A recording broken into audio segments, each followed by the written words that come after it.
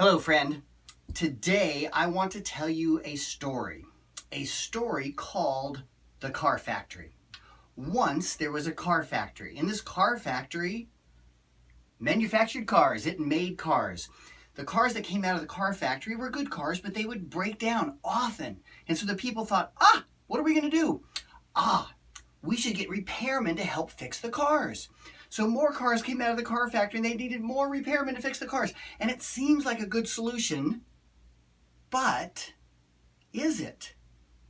A better solution, what if?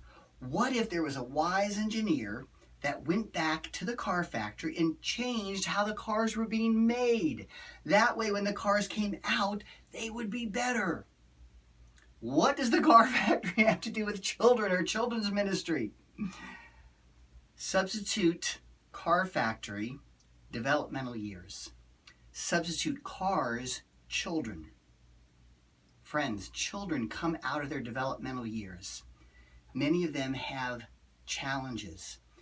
And often we think, we should have a men's pastor. We should have a women's pastor. We should have a couples counseling pastor. We should have a this pastor, a that pastor to work with all these adults. And it seems like a wise solution. But what if? What if a wise engineer, what if children's workers, what if parents went in during those developmental years and trained children in the way that they should go so when they're older, they'll not depart from it? Friends, that's the car factory story. It starts talking about a car factory. It's easy to remember. The car factory makes cars. They break down. We need repairmen. A better solution. What if we had a wise engineer to go into that car factory? Paralleling children coming out of their developmental years that often break down, have difficulties as adults. What if, according to the scriptures, Proverbs 22:6, train a child in the way that he should go. When he's older, he'll not depart from it.